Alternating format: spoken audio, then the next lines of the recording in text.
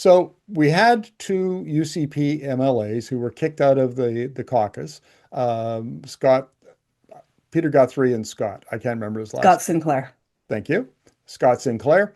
And they were looking at taking over the old Progressive Conservative Party Association. That got blocked by Danielle Smith. Why don't you tell us the story? Yeah, so this is, fun because the Progressive Conservative Association of Alberta and the Wildrose Party of Alberta were the legacy parties before the UCP was formed. And initially, there was no legislation that allowed two political parties to merge.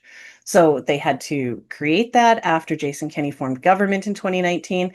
And then one of the things that he did was put into the Elections Act that the Progressive Conservative Association of Alberta, as well as the Wildrose Party of Alberta, neither of those names could be used again. So this is actually in legislation. And when Peter Guthrie and Scott Sinclair announced this, that they were going to try and bring it back, that was the immediate response from Danielle Smith was, this is actually in the Elections Act, you can't do this.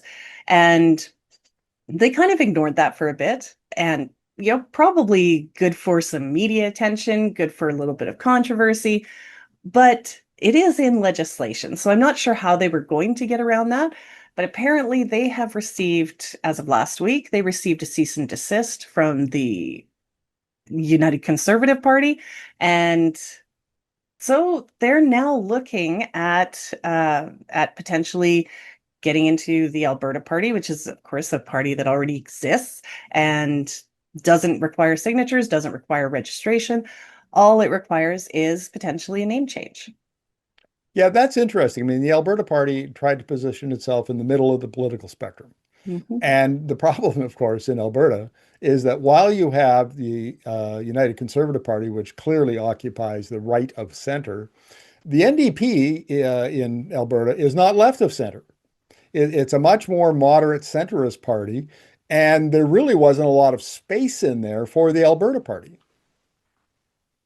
No, absolutely. And I mean, that's like thinking back to 2015 when the NDP had formed government and the PCs were dropped down to 10 seats, sorry, 11.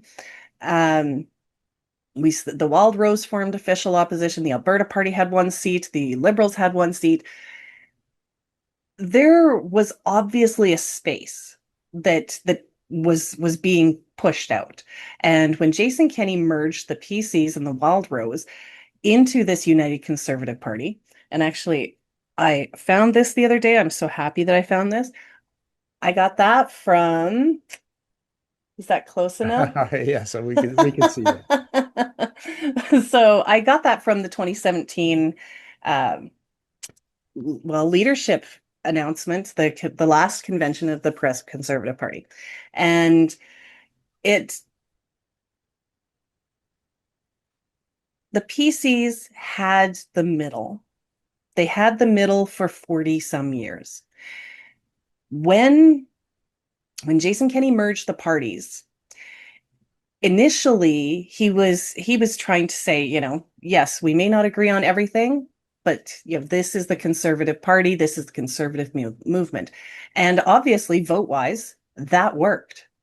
However, the other parties, Wildrose Independence Party of Alberta, showed up. They didn't run candidates because they didn't want to risk splitting the vote. And what you have right now, yes, you've got the NDP that has pretty much moved left of center, center.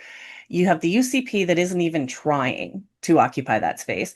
And I still think that there is space for the PCs to come back in because conservatives in Alberta need to have somewhere else to go. The reason that the PC party started listening to rural Alberta is because voters had somewhere else to go. They had options. And right now in Alberta, conservative voters do not have options. Yes, I would agree with that. And I know a number of PC members who were essentially told the UCP is not for you or not, we don't want you.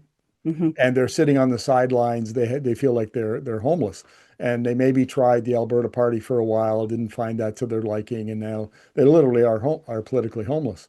Mhm. Um, I so where are we at with this? Are they are Guthrie and Sinclair able to take over the Alberta Party? How does the Alberta Party think about that? Well, it doesn't actually have to be a takeover because, I mean, the Alberta Party currently has no elected officials, right? So the Alberta Party was basically being kept alive by Lindsay Amantea, who is wearing almost every hat in that party right now. She she kept it alive because I think she knew, look at what the UCP is doing, look what the UCP is turning into. We don't want to let this go just yet. And like I said, with the legislation the way that it was, the PCAA, I debated at the time, why not try and do something else? And to be honest, it is easier to join a party that currently exists and change its name. That's pretty much what the UCP did back in the day, right? We have two parties. Now we're going to make a party that, or put cobble a party together because it wasn't even legal at the time.